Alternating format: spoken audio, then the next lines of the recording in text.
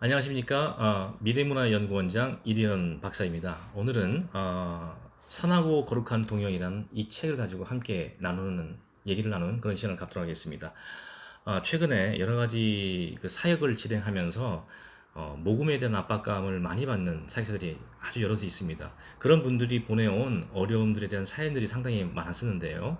오늘은 그런 내용 중에서 제가 질문을 좀 추려서 그 질문을 가지고 이 책의 저자이신 김한선 교수님을 모시고 직접적으로 질문하고 또 답변을 듣는 그런 시간을 한번 마련해 봤습니다.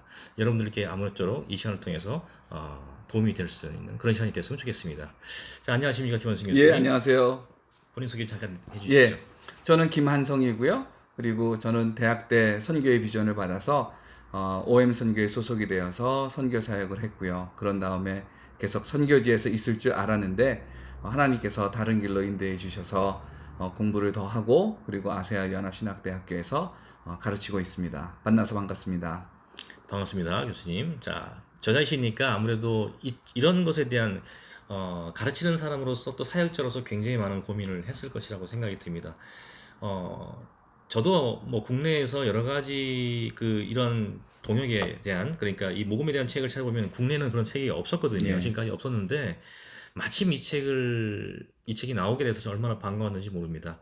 저도 사실은 연구원을 운영하면서 모금에 대한 압박감이 없지 않아 있거든요. 없지 않아 있고 또 사실은 이 선한 일들을 이뤄감에 있어서 후원의 동력자들이 되게 많이 필요한데 이런 것들에 대해서 말하기도 쉽지 않고 여러 가지 제약이 따릅니다.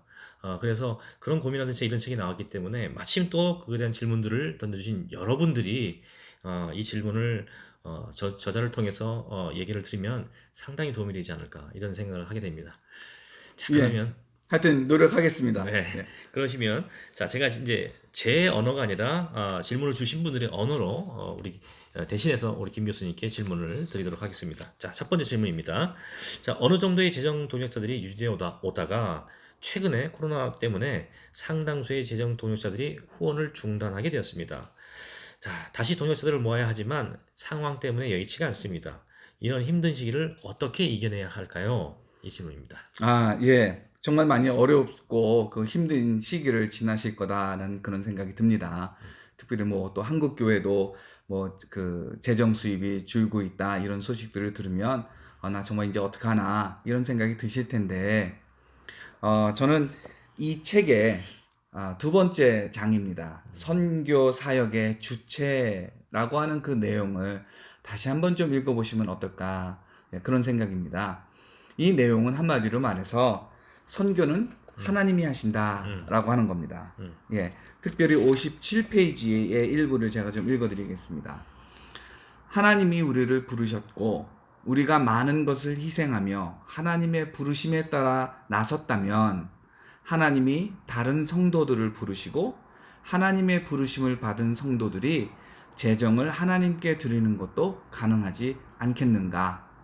하나님은 당신의 사역을 위해 우리를 부르셨고 그리고 다른 사람들도 부르셨기 때문에 예.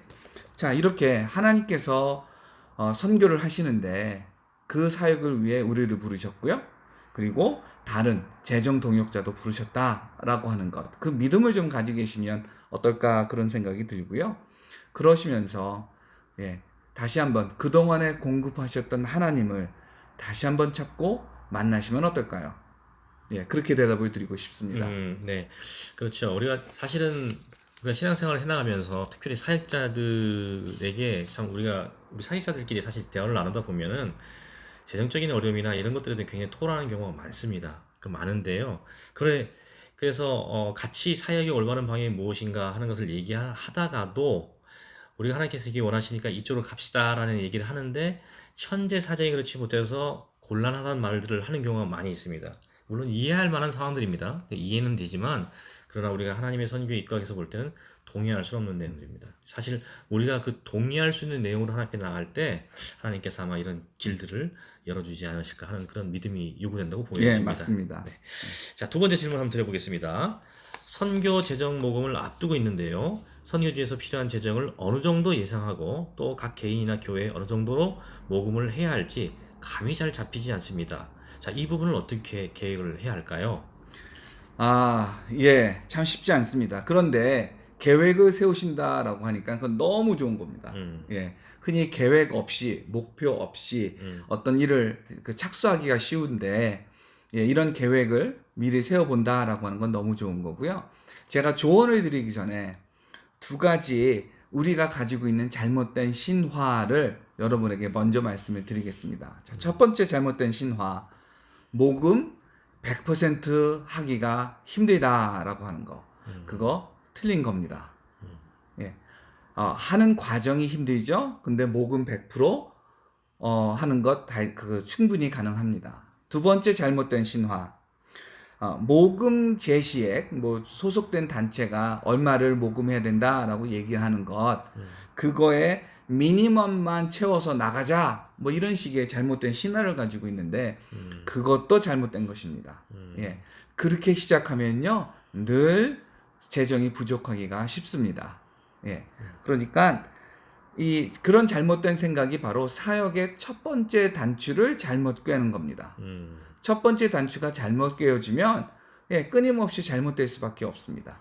그러니까 필요액, 만약에 단체에서 2,500불을 얘기한다면 그거의 120%, 3,000불을 목표로 삼으셔가지고 모금하는 것이 필요하지 않나 싶고요. 그러면 그 모금을 어떻게 할까라고 했을 때 이 책의 부록 5번째 내용에 제가 선교 재정 모금 공식이라고 하는 내용을 담았습니다.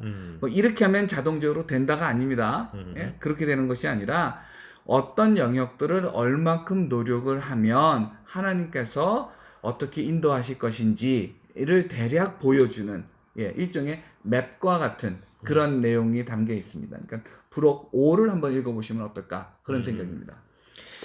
네, 그렇습니다. 우리가 참 이 모금 쉽지 않죠. 계획, 아까 말씀하셨듯이 계획을 한다는 것 자체가 굉장히 중요한 것 같아요. 우리가 이제 예전에 그런 말이 있었잖아요. 페이스 미션이라 해가지고 믿음 선교를 해가지고 그냥 우리가 그냥 믿고 나가면 하나님께 재정을 다 채워주신다. 그러한 것이 마치 오늘 현대에도 그냥 그대로 통용될 거라고 생각하면 좀 오해라고 생각해요. 그때 당시 선교사의 시대와 그다음에 신앙의 분위기와 오늘 이 시대를 살아가는 사람들의 신앙과 이 시대의 분위기는 굉장히 다른 것 같습니다. 그래서 여러분들이 이렇게 계획한다는 건 굉장히 좋은 것 같고요. 거기에 대한 말씀을 하시니까 제가 또 그 말 하나 좀 덧붙이고 싶은 게 있는데, faith mission 하면은 믿음 선교 하면은 딱 떠오르는 이름 두 사람이 있죠. 조지 뮬러하고 허드슨 테일러. 조지 뮬러가요 기도한 거 맞습니다. 사람들에게 돈 달라 그런 적 없습니다. 그러나 조지 뮬러가 얼마나 많은 곳을 다니면서 집회를 했는지 모릅니다. 얼마나 많은 사람들이 조지 뮬러의 그 간증과 설교를 통해 가지고 그 귀한 사역을 알게 됐는지 모릅니다. 허드슨 테일러요. 사람들에게 돈 달라 그런 적 없습니다. 심지어 모은 헌금, 그날 참석해가지고 예배 참석해가지고 드려진 헌금을 주겠다고 하는 거 그거 안 받기도 했습니다. 허드슨 테일러요. 돈 요구한 적 없습니다. 그런데 허드슨 테일러가 매일 저녁 자기 방에 가서 하나님이 하신 일을 말하는 편지를 얼마나 많은 사람들에게 얼마나 많이 썼는지 모릅니다. 그때는 이메일도 없었고요. 카카오톡도 없었고요. 그 배로 우편이 가면 돌아오는 데까지 1년 걸렸습니다. 그런 열악한 사정에서 매일 저녁 하나님이 중국에서 하시는 사역을 그렇게 많이 쓰고 알렸습니다. 그러니 그거를 알게 된 사람들이 하나님의 일에 동참하고자 하는 거, 그건 당연한 것이죠. 그래서 결과적으로 이거네요. 하나님에 대한 믿음을 확고했지만 그 믿음의 사역에 사람들을 참여시키기 위한 노력을 끊은 적은 없다. 그렇죠. 역시 이 성경을 가르치던 선생님이라서 그러신지 또 배경 설명까지 같이 곁들여 주시니까 아주 그냥 이해가 쏙쏙 됩니다. 자, 세 번째 질문을 드려보겠습니다. 이 질문은 아까는 계획이라면 이 부분은 아마 이제 실행하는 단계에 대한 질문 같아요. 자, 곧 선교지에 나가려고 준비하고 있습니다. 그래서 재정 동역자를 모으고 있는데요. 몇몇 분들은 생각해 보겠다고 하고서는 몇 주째 답이 없으십니다. 그냥 포기해야 할까요? 아니면 먼저 연락해 보아야 할까요? 먼저 연락했다가 마음에 없는데 괜히 부담만 드리는 건 아닐지 걱정이 됩니다. 어떻게 해야 될까요? 이분도 참 잘하고 계신 겁니다. 정말로요. 흔히 안 하는 일인데 하시는 건데 정말 잘하시는 건데요. 그러니까 잘하는 거 계속 잘하시라. 라고 응원을 먼저 드리고 싶고요. 이분에게는 제가 8장의 내용을 좀 읽어보시라라고 전 추천을 하고 싶습니다. 그 8장의 내용이 모금 활동의 세 가지입니다. 모금 활동의 세 가지고 그것 중에 하나가 바로 요청하기입니다. 예, 요청해야 됩니다. 자, 요청을 하는데 제가 좀 읽어드릴까요? 214쪽인데요. 214쪽이 죄송합니다. 218쪽인가요? 예. 자, 218쪽의 내용인데 즉시 답이 없을 경우 여러분은 어떤 생각이 드시겠어요? 만나기 싫어한다고 생각할 수 있습니다. 그렇지만 안 그런 경우도 아주 많습니다. 이메일을 주고받으면서 만날 약속을 정할 수도 있지만 모든 사람이 그렇지는 않거든요. 예. 정말로 재정 동역을 하지 않겠다 그러는 것일 수도 있지만 한편으로는 본인에게 맡겨진 일이 정말 많아가지고 응답을 못하는 경우도 있을 수가 있어요. 예. 그러니까 당연히 연락을 하셔야죠. 네, 당연히 연락을 하셔야 되고요. 또 참고로 만약에 누구에게 재정 요청을 한다라고 생각을 하시면 재정 요청을 하실 때에 일주일 뒤에 아니면 10일 뒤에 제가 연락을 한 번 더 드리겠습니다. 이렇게 얘기하는 것이 좋습니다. 예. 자, 시작하신 좋은 일, 예, 계속 유지하시기 바랍니다. 정말 듣고 보니까 그렇네요. 우리가 요청을 하는 것에 대한 부담감이 굉장히 많은 것 같아요. 그런데 이것이 하나님의 일이라면, 내 일이라면 내가 부담을 느낄 수 있는, 이것이 하나님의 일이라고 내가 믿고 있다면 그런 동역자들에게 이 하나님의 일에 참여하기를 권면하는 것은, 그래서 그분들이 응하면 그것은 함께 동역하는 것이겠고, 그렇지 않다 하더라도 감사한 마음으로 할 수 있다면 그런 용기도 굉장히 필요할 것 같네요. 예, 예. 네. 자, 다음 질문 드려보겠습니다. 저 스스로가 생각할 때도 현재 재정 모금 방식이 뭔가 잘못되었다는 생각이 듭니다. 그 이유는 혼을 약속하신 분들이 1년도 채 하시지 못하고 중간에 끊어지는 경우가 빈번하거든요. 자, 무엇부터 점검을 할까요? 아이고, 참 마음이 많이 무겁고 어려우실 거다라고 하는 그런 생각이 듭니다.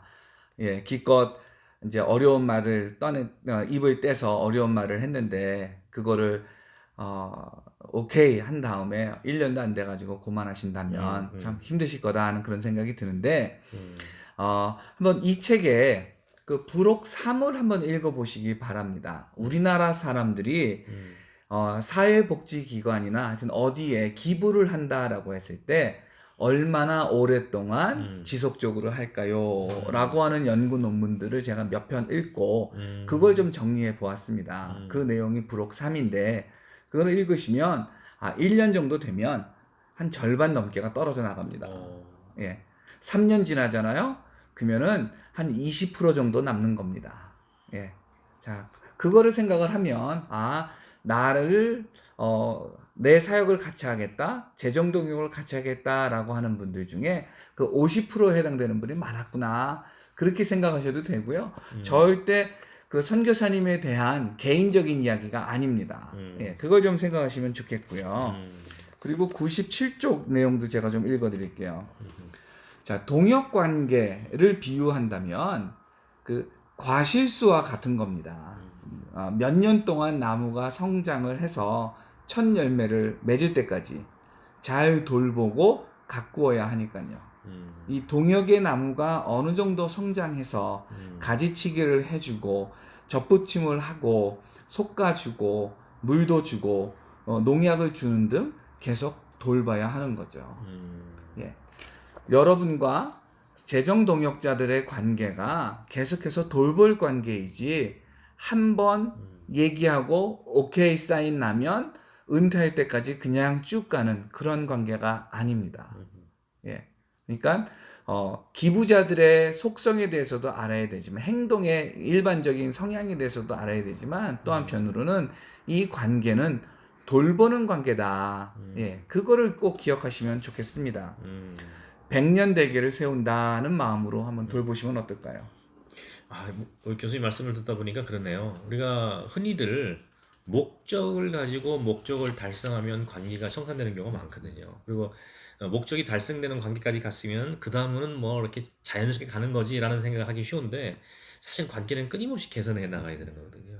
그런 관계 작업을 해야 되고 또 한 가지는 또 말씀하신 것 중에 뭐냐면 동역자를 내가 어느 정도 발굴했다고 해서 멈추는 게 아니라 끊임없이 다른 동역자들을 발견하는 것도 멈추면 안 되겠다. 그럼요. 이런 생각이 듭니다. 네.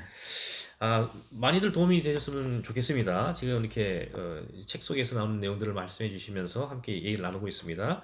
5번째 질문으로 예. 넘어가 볼까요? 자, 저희 부부는 처음 선교지에 나와서 사역할 때는 저희 둘뿐이었지만 세월이 흐르다 보니 아이가 생겨서 사역과 양육을 병행해야 하는 상황에 마주했습니다. 자연스럽게 후원이 더 많이 필요해지는데 이럴 경우 단기간에 많은 후원자를 모으는 좋은 방법이 있을까요? 그럼요. 음, 그 필요를 생각을 제가 한번 상상을 해 보았습니다. 예. 두 분이 살다가 거기에 자녀가 늘어나고 또 사역지에 오래 있다 보면 음, 사역의 규모 또 그 형태도 다양해질 텐데 그러면 돈이 많이 필요하지 않을까 그런 생각이 듭니다. 그리고 뭐 우리나라 선교사님들이 본인을 위해서 돈 쓰는 분이 몇 분이나 계십니까? 정말 본인은 아껴서 생활을 하고 선교지에 있는 분들에게 나눠주는 거 그것들이 많은데 하여튼 그 필요가 커지는 거 충분히 동감이 됩니다. 그런데 단기간에 뭘 이렇게 갑자기 뻥튀기 튀기듯이 이렇게 확 불려낸다. 그거는 쉽지는 않습니다. 그걸 하려고 그러면 뭐 후원의 밤 같은 것들을 많이 해야 되는데 그거를 조직하고 하기는 참 쉽지 않고요. 하려고 그러면 적어도 3개월에서 6개월 정도 준비를 해야 되지 않을까 싶어요. 그러니까 그건 역시도 또 단기간이 아닙니다. 그래서 제가 좀 다른 대안을 좀 제시를 한다면 조금 전에 이대현 박사님께서도 얼핏 말씀을 하셨는데 기존 동역자들에게요 재정 동역하는 그 액수를 증액하는 거를 고려해 달라라고 요청할 수가 있습니다. 예. 그 10년 전에도 3만 원, 5년 전에도 3만 원, 올해도 3만 원이라고 한다면 그거는 좀 문제가 있는 겁니다. 예.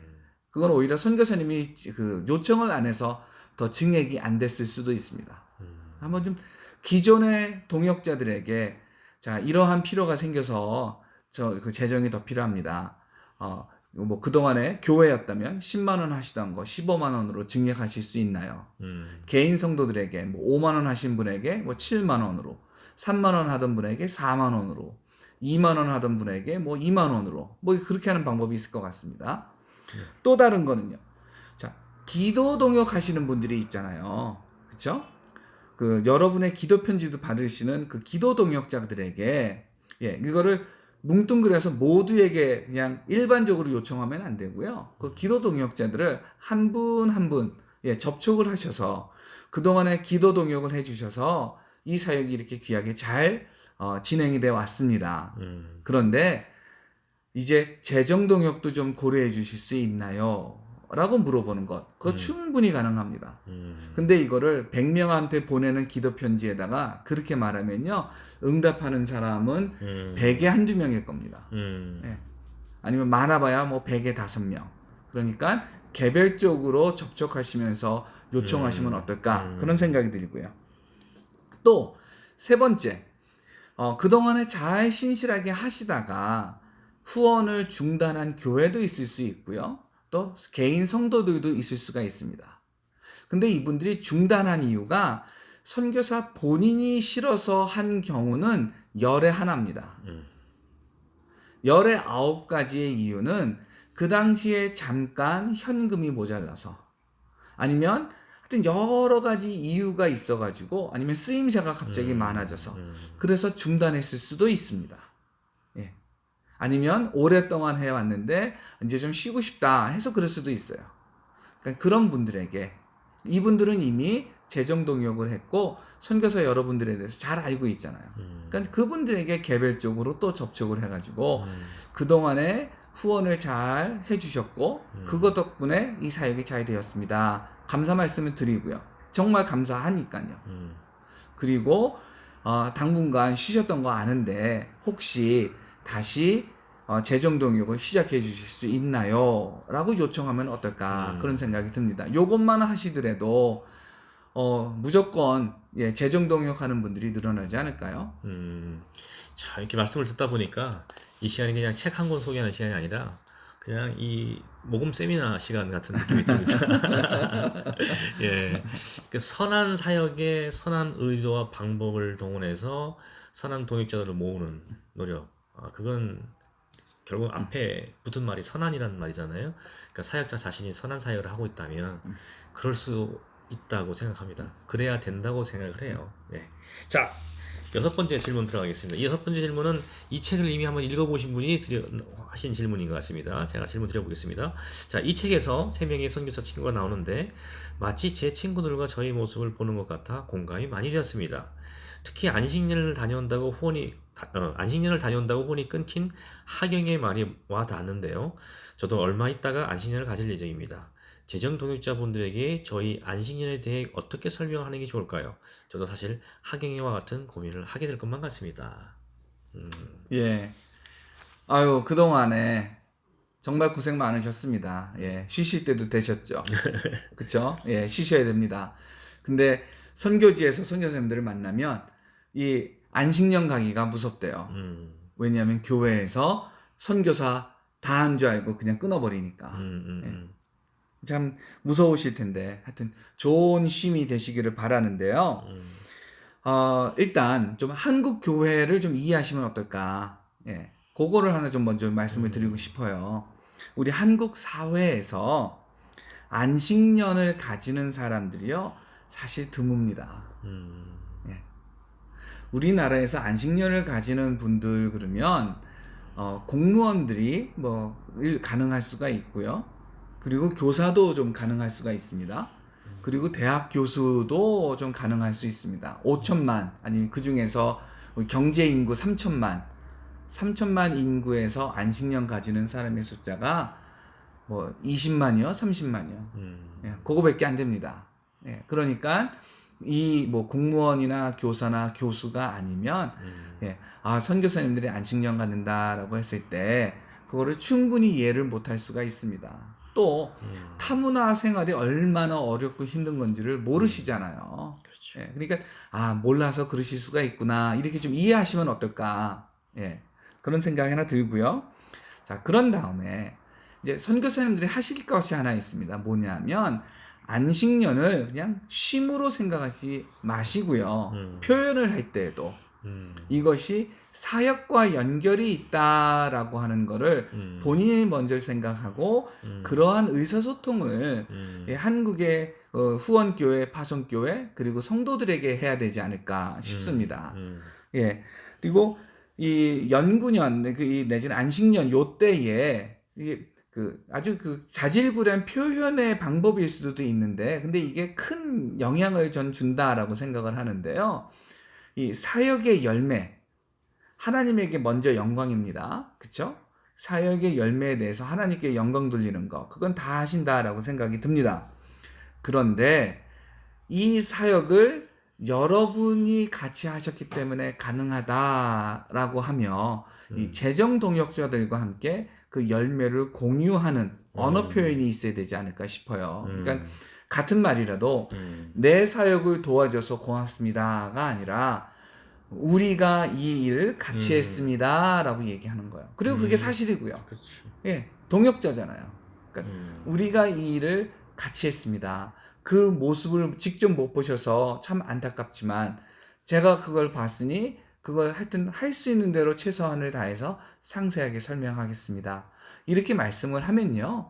선교사님, 이 성도들 마음에, 목사님 마음에, 와, 우리가 보지도 못하는 사이에 이렇게 귀한 사역을 했구나. 예, 그 감동이 있습니다. 그 감동이 있으면요. 내가 이 귀한 선교사님과 함께 계속 사역하겠다. 그런 마음이 들기도 쉽습니다. 좋은 말씀이십니다. 이게 아까 우리가 선한이라는 단어를 붙여서 여러 가지를 설명했었잖아요. 지금 이 말씀을 듣다 보니까 선한 지혜도 필요하다. 이런 생각이 듭니다. 정말 그 선교사 자신이 이게 내 일이 아니라 우리의 동역이고 이 하나님께 영광을 돌리는 함께 영향을 돌리는 우리의 일이라고 소개해주는 것. 과연 후원자 중에서 그렇게 본인이 그런 대우와 취급을 받고 있다고 느끼는 사람이 얼마나 될까요? 선교사님들이 먼저 그걸 선제적으로 해주신다면 아마 동역하시는 분들이 재정적 동역하시는 분들이 마음이 따뜻해지지 않을까. 예. 정말 감사하지 않을까 그런 생각이 드네요. 예. 자, 다음 질문을 드리겠습니다. 이번에는 선교사님들이 고민이 아니라 후원하시는 분의 고민 내용입니다. 저는 매달 적은 돈이지만 어떤 선교사님이 제 재정을 후원하고 있습니다. 그런데 지금 제 사정이 좋지 않아서 더는 후원을 하지 못할 것 같은데 선교사님에게 어떻게 말하는 게 좋을까요? 괜히 죄송한 마음이 먼저 듭니다. 귀한 선교사님이시죠. 네, 재정 동역자시잖아요. 예, 선교 사역을 같이 한 겁니다. 그동안에 정말 귀한 사역 하셨고요. 하나님께서 기뻐 받으셨고요. 그걸 통해서 세계 복음화가 조금 더 이루어졌다라고 저는 아주 확신합니다. 그리고 본인은 적은 돈이라고 겸손하게 말씀하셨지만 절대로 적은 돈 아닙니다. 정말로요. 절대로 적은 돈이 아닌 게요. 자, 한번 생각을 해보세요. 한 달에 10,000원 후원했다 생각을 해보세요. 1년이면 12만 원입니다. 5년 동안 했다라고 생각을 해보세요. 60만 원입니다. 그게 어떻게 작은 돈인가요? 10,000원, 한 달에 10,000원도 작은 돈이 절대 아니지만 이거를 꾸준하게 하셨다면 10,000원의 얘기가 아니라 수십만 원, 수백만 원이 될 수도 있는 거잖아요. 이게 어떻게 작은 돈입니까? 정말 귀한 사역이었고요. 미안할 마음이 전혀 없습니다. 미안할 마음이 전혀 없고 오히려 정말 박수를 받을 일입니다. 그리고 재정을 동역을 하지 않더라도 여전히 기도로 동역하실 수가 있잖아요. 그러니까 기도의 동역자로서 후원하시던 선교사님을 계속 기도로 후원하시면 어떨까 그런 생각이 들고요. 자, 액수요. 우리나라 사람들에게 좀 안 좋은 문화적 성향이 있습니다. 그게 뭐냐 하면 주는 내 손 부끄러워하는 거예요. 그러니까 겸손해야 하는 마음과 주는 내 손 부끄러워하는 거하고는 다른 얘기입니다. 그러면 큰 돈 주면은 뭐 뻐길 건가요? 의시될 건가요? 그것도 안 좋은 거잖아요. 그러니까 겸손한 마음으로 하나님께 오병이어를 드리던 어린아이처럼 드리는 거, 그겁니다. 그런 마음을 가져야 되지만 그러나 그 액수는 문제가 아니다. 왜냐하면 선교의 주인이신 하나님이 예수님께서 오병이어로 5,000명 먹이듯이 하나님께서도 우리가 드린 그 돈을 가지고 하나님께서 큰 일을 하실 거다라고 하는 믿음이 있지 않으십니까? 저는 적어도 있습니다. 그러니까 액수가 문제가 아니다. 그리고 이 내용을 보내신 그 성도님, 하나님께서 물질의 축복을 주시기를 정말 기도합니다. 하나님께서 정말 물질의 축복을 주셔가지고 하나님에게 더 많은 것을 드릴 수 있기를 간절히 바랍니다. 사정이 어려워서 우리가 재정적으로 사역을 후원하는 것을 어쩔 수 없이 중단하는 경우가 생기겠죠. 그렇다고 해서 우리가 물질적인 후원을 중단한다고 해서 우리 기도의 후원이라든지 그래서 선교사님과 여전히 어떤 동행의 관계를 맺고 있는 것까지 그만두는 것은 옳지 않다. 그것은 지속하시되 또 하나님께서 그런 마음을 지속하고 있어야지 또 훗날 또 하나님 재정이 허락하시면 또 그렇게 또 재정적으로 후원할 수 있는 또 기회가 또 열릴 거라고 생각이 드네요. 네, 8번째 질문, 벌써 8번째 질문이 왔습니다. 자, 이분 질문은 아주 실질적인 질문이네요. 현실적으로 재정 동역자를 찾는 데 있어서 선교사 자신보다 더 나은 사람은 없다라고 말씀을 하셨는데 이 말에 분명히 동의는 하지만 진짜 성격상 먼저 재정 동역에 관해 말을 꺼내기가 너무 어렵습니다. 자, 저 같은 성격을 가진 사람은 뭐부터 시작해야 할까요? 다시 또 책 얘기를 좀 하겠습니다. 이 책의 5장을 읽어보시면 어떠실까요? 이 책의 5장입니다. 그걸 좀 읽어보시고요. 한 번 읽지 마시고 몇 번 읽으셔도 좋을 것 같습니다. 그리고 연락하고 소통하는 거로 시작하시면 어떨까요? 우리가 사람의 주머니에 돈을 바라는 겁니까? 아니면 사람을 바라는 겁니까? 우리 그거를 먼저 우리 명확하게 하면 좋겠습니다. 사람 주머니에 돈을 바라면요, 여러분 물줄을 찾는 겁니다. 근데 누굽니까? 헨리 나우엔도 말했었는데 물주 취급받으면요 좋지 않습니다. 기분 좋게 친구와 같이 밥 먹고 같이 놀고 그때 뭐 돈이 마침 내가 더 있어서 내 돈 쓰는 거 그건 기쁨입니다. 근데 마치 나는 늘 돈 내는 사람으로 생각을 하는 그 물주 취급. 그거 좋지 않은 거예요. 예. 여러분이 물주 취급을 당해보세요. 예. 그러면 흔히 두 개입니다. 불쾌하거나 물주가 돼가지고 사람들을 그 뭐라 그럴까요? 그 갑질하려고 하거나. 예. 그렇다니까. 예. 연락하고 소통하기 바랍니다. 그리고 선교의 비전을 나누세요. 하나님께서 이런 일을 하려고 하십니다. 라고 하는 거예요. 예. 그 비전을 나누고요. 그리고 8장에 모금의 3가지 활동, 그거를 하시기를 바랍니다. 예. 자, 벌써 또 이제 9번째 질문 들어가겠습니다. 선교사 훈련을 받으면서 재정 모금에 대한 부분은 구체적으로 배우지 못한 것 같습니다. 특히나 돈과 관련된 문제라서 그런지 입을 떼기가 어렵더라고요. 게다가 왠지 모르게 갑을 관계가 되는 것만 같고요. 재정 모금에 대한 제 인식이 잘못된 걸까요? 잘못된 것이라면 어떻게 바로잡아야 할까요? 이게 정말 제가 안타까운 부분입니다. 제가 이 책을 쓰게 된 이유 중에 하나가, 예, 우리나라는 미국의 그 남침내교회의 선교부처럼 그냥 선교사가 선교지에 가서 사역만 하면 되고 선교부가 모금하는 그런 구조가 아니잖아요. 심지어 교단 선교부의 선교사들도 후원을 모집을 해야 되는데 모금을 해야 되고요. 근데 그거에 비해서 훈련은 너무 없습니다. 읽을 책거리도 없고요. 예. 그래서 제가 이 책을 쓰게 됐고요. 그리고 개인적으로는 하여튼 코로나19가 좀 잠잠해지면, 예, 한 2달에 한 번 정도 아니면은 분기별로 한 번씩 좀 모금 세미나를 하려고 합니다. 예. 자, 마음이 많이 어려우실 텐데, 이 책의 4장을 읽어보시면 어떨까요? 이 책의 그 4장을 읽어보시면 그 4장의 내용이 뭐냐면, 후원자냐 동역자냐라고 하는 내용입니다. 동역자라고 부르고 속으로는 후원자라고 생각하지 않습니까? 그거에 대해서 한번 고민하실 수 있는 그런 내용인데요. 예, 동역자면은 값도 없고 의도 없습니다. 예, 근데 후원자면, 예, 값과 의리 있습니다. 예. 자, 그렇고요. 하나님이 선교의 주인이고요. 선교사, 후원교회, 재정동역하는 성도들, 우리 모두는 다 어깨동무하고 가는 친구입니다. 혹시 여러분 어린 시절에 나쁜 친구 만났어요? 어떻게 해야 됩니까? 나쁜 친구한테 그 심부름하면서 살겠습니까? 아니면 그 나쁜 친구를 멀리 하겠습니까? 지금 당장 이거 아쉬운 일이 생기는 것 같아도요, 그냥 무턱대고 갑질하는 사람이 있다면 그냥 조용히 비껴나 옆에 계세요. 그러면 좋은 동역자들이 또 모이기 마련입니다. 예, 이게 참 쉽지 않은 문제긴 하지만 또 자기를 결국은 그런 것 같아요, 교수님.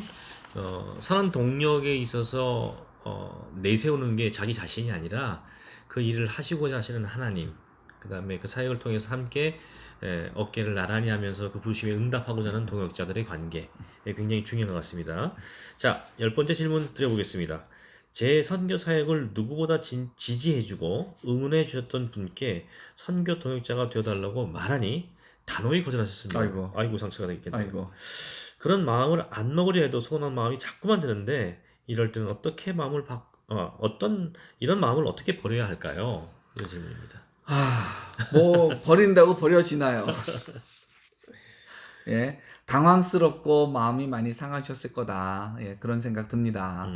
그런데, 한번 이분을 만나서요, 예, 재정 동역에 대해서 아예 말을 하지 마세요. 아예 말을 하지 마시고, 그냥 허심탄회하게, 예, 그동안에 서로, 알아왔었으니까, 예, 여러분의 기도 편지도 받으셨으니까, 오히려 여러분이 따뜻한 된장찌개 아니면 갈비탕 한 그릇 사면서 아니면 커피 한 잔 사면서 허심탄회하게 한번 좀 말씀을 나눠보면 어떨까, 예, 그런 생각이 듭니다. 그리고 정말 이분이 여러분에게 중요한 심리적으로 중요한 역할을 하는 분이라고 한다면 정말로 솔직하게 말씀을 하세요.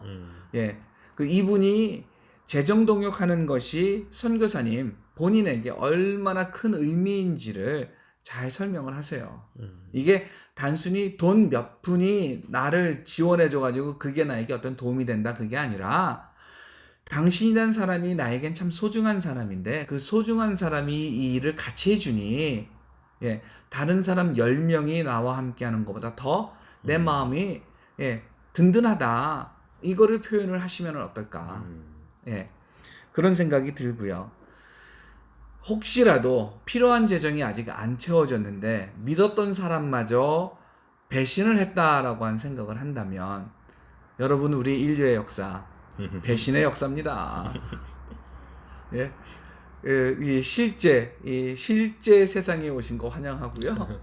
예, 배신의 역사 속에서 우리가 살고 있는데 그걸 경험을 하셨는데 그런데 우리 하나님은 배신하지 않으십니다. 그 좋으신 하나님이 우리와 함께할 재정 동역자들을 예비해 놓으셨습니다. 이 믿음이 있으십니까? 저는 이 믿음이 있어야 된다라고 생각을 합니다. 이 믿음이 있으면 가까운 사람이든 뭐 다소 거리가 먼 사람이든 재정 동역하는 것이 그걸 제한하는 것이 그렇게 어렵지 않습니다. 가까운 사람이 난 안 돼, 난 못하겠어 뭐 이런 말 했을 때 상처가 되죠. 근데 상처만 되지는 않고요. 이 친구가 뭔가 오해가 있구나. 내가 이 친구 좀 오해를 풀어줘야 되겠다. 이런 생각까지도 들지 않을까. 그런 생각이 듭니다. 자, 아픈 마음 잘 추스리시고요. 뭐 그 좋은 친구분하고 허심탄회하게 대화해 보시기를 권합니다. 겸손하다는 것과 사실은 구질구질하다는 것은 다르거든요. 저도 사실은 이 사역을 하면서 물론 저도 재정적으로 여유가 있는 생활을 하는 것은 아닙니다만 저 같은 경우에는 우리 동역자들과 이렇게 만나서 이렇게 식사를 나누거나 하는 기회가 자주 있을 수밖에 없거든요. 그런데 그런 경우에 제가 한 절반 정도는 제가 음식값을 지불합니다. 만만치 않은 금액이라도 아무렇지 않은 제가 지불을 해요. 이분들이 너무 놀래죠. 너무 놀래고 왜 그러시냐고 하는데 저는 아주 그것이 자연스럽고 당연한 거라고 말씀을 드려요. 그러면서 그래서 나중에는 결국 그분들도 그게 적응이 되는데 그렇게 관계가 맺어지니까 이분들이 저에 대한 신뢰, 사역에 대한 신뢰도가 더 높아지는 것 같아요. 그래서 저는 우리 사역자들이 다 어렵죠. 다 압니다. 그렇지만 당당했으면 좋겠다. 겸손하되 당당했으면 좋겠다. 이런 생각을 좀 간혹 하게 됩니다. 자, 말합니다. 자, 12번째 마지막 드디어 질문입니다. 자, 선교지에서 눈에 보이는 성과를 이뤄내지 못해 좌절에 빠질 때가 많습니다. 겉으로 보기에 아무것도 한 일이 없고 실패에 가까운 사역을 한 것만 같습니다. 이럴 때는 어떻게 마음을 다잡아야 할까요? 이거는 재정적인 문제보다는 좀 본질적인 어떤 사역에 대한 고민 문제네요. 예, 그래 보입니다. 먼저 두 팔을 이렇게 하세요. 그런 다음에 수고했어. 수고했어. 이거를 하시기 바랍니다. 예. 이거 저에게 많이 쓰는 겁니다. 스스로 칭찬하기. 스스로 칭찬하기. 너 고생한다. 오늘도 꽤 많이 했네. 고생했어. 예. 이거 하시기 바랍니다. 예. 하나님은 선교사님의 수고를 아십니다.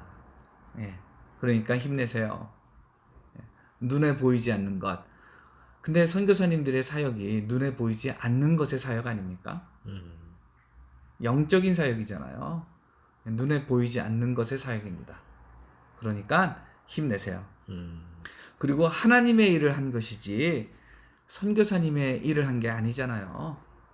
하나님 나라를 세운 것이지 선교사의 왕국을 세운 게 아니잖아요. 그렇죠? 그러니까 힘내세요.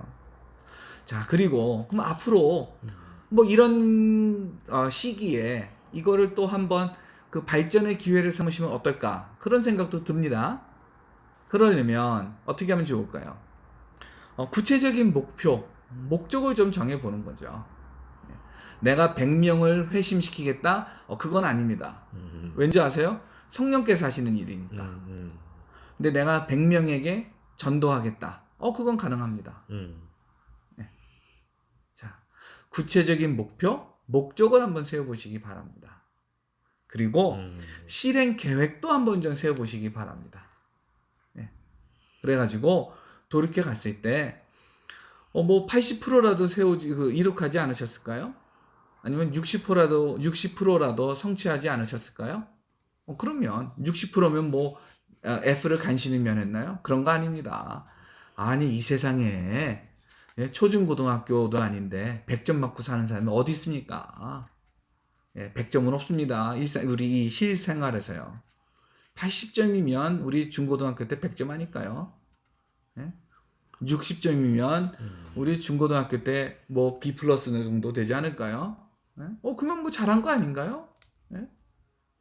그러니까 좀 한번 구체적인 목표 세워보시고 목적 세워보시고 실천 계획 세우셔가지고 이렇게 쭉 하신 다음에 돌이켜 보면 하나님께서 날 이렇게 인도하셨구나.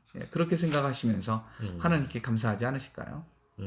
자, 근데 이거는 미래를 위해서 하는 얘기고요. 고생한다. 그 얘기 하세요. 스스로에게. 그리고 그게 맞는 말입니다. 이 자기 칭찬하는 이 얘기 저 개인적으로 와닿는데요. 굉장히 많이 와닿는데 가만 생각하면 저도 제 자신을 칭찬해 본 적이 별로 아니에요. 거의 없는 것 같아요.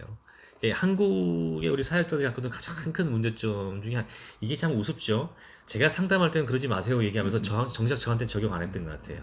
뭐냐면은 많은 사역자들이 자기가 하고 있는 사역들이 진행이 잘 안 됐을 때 내가 충성되지 못해서 내가 부족해서 내가 문제가 있어서라는 생각을 참 많이 하는 것 같아요. 현실은 물론 잘 몰라서 제대로 된 방향을 못 나서 그런 경우도 종종 있습니다만 그보다는 뭐냐면 너무 자기를 그 상황으로 내모는 것 같아요. 좌절하고 힘들어하고 그건 정말 하나님 바라시는 것 같지 않아요. 맞습니다. 하나님의 자녀와 하나님의 사역자들이 자존감 낮게 사는 것을 진짜 안 바라실 것 같거든요. 자, 오늘 우리 12가지 지금까지 질문을 가지고 우리 저자이신 우리 선하고 거룩한 동력 이 책의 저자이신 우리 김한성 교수님과 이 얘기를 나눠보았습니다. 많은 이야기들을 우리가 지금까지 주고받았는데요. 아마 이 방송을 이렇게 들으시는 여러분들도 굉장히 시청하시는 여러분들도 도움이 되리라고 생각합니다. 꼭 이 책을 한번 읽어보시고요. 또 궁금한 내용이 있으면 나중에 또 아까 교수님께서 말씀하셨듯이 이 재정 모금에 관한 세미나를 직접 인도하실 텐데 그때 오셔가지고 궁금했던 내용들 또 좀 더 본질적인 내용들 또 개인적인 내용들도 상담하시고 하면 참 좋을 것 같습니다. 자, 하신 말씀. 제가 한 가지만 더 말씀을 드릴게요. 예수님께서 제자들하고 같이 예루살렘에 입성을 하고 계셨습니다. 그쵸? 근데 예수님께서 구약의 말씀을 성취하기 위해 가지고 나귀를 타시려고 제자들을 보냅니다. 저기 가가지고 나귀를 가져와라. 그런 다음에 제자들은 얼마나 황당했을까요? 가가지고요. 정말 나귀가 묶여 있는 거예요. 어린 나귀가요. 그래서 그걸 데려오려고 그러니까 예수님하고 주인하고 사전에 얘기가 안 됐어요. 그렇죠? 그러니까는 그 주인이 아니 내 새끼 나귀 어디로 가져가려고 하는 거야? 도둑이야. 그거 아닙니까? 그렇죠? 그랬더니 제자들이 얘기합니다. 아니 우리 주인 우리 그 랍비이신 선생이신 예수님께서 여기서 새끼 나귀 데리고 오라 그랬다. 그렇게 말씀을 하시니까 그렇게 말을 하니까 그 나귀 주인이 뭐라 그럽니까? 데리고 가라라고 합니다. 예수님께서 제자들을 부르시고요. 그리고 제자들에게 동역자들도 너가 찾으라 라고 얘기를 하셨습니다. 자, 모금이요. 우리 한국 선교사님 중에 한 3분의 1이요? 아니면 4분의 1 정도는 모금을 싫어하십니다. 근데요, 모금도 선교사의 사역 중에 하나입니다. 헨리 나우엔도 그렇게 얘기했습니다.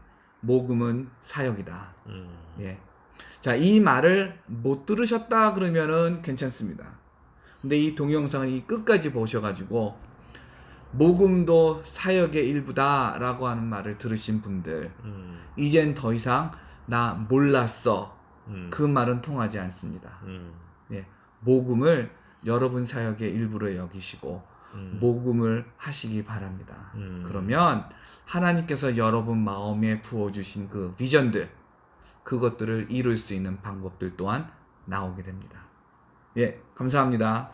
네, 지금까지 짧다면 짧고 또 길다면 긴 시간 동안에 선하고 거룩한 동역의 제자이신 우리 김한성 교수님 모시고 함께 여러 가지 얘기를 나눴습니다. 여러분들께서 이 영상을 시청하시면 참 시청하시고 도움이 되셨기를 바랍니다. 자, 수고들 하셨습니다. 예, 김 교수님도 수고하셨습니다. 예, 감사합니다. 네, 감사합니다. 문화가 소식입니다. 오늘은 다음 세대 청년들에게 도전의 메시지를 전하는 책과 은혜로운 삶을 위한 설교 모음집, 선교 재정 모금을 위한 안내서를 소개해드립니다. 장현수 기자입니다. 선교 재정 모금 어떻게 해야 할까? 선교를 위한 재정 모금 활동을 하는 이들의 필독서. 선하고 거룩한 동역입니다.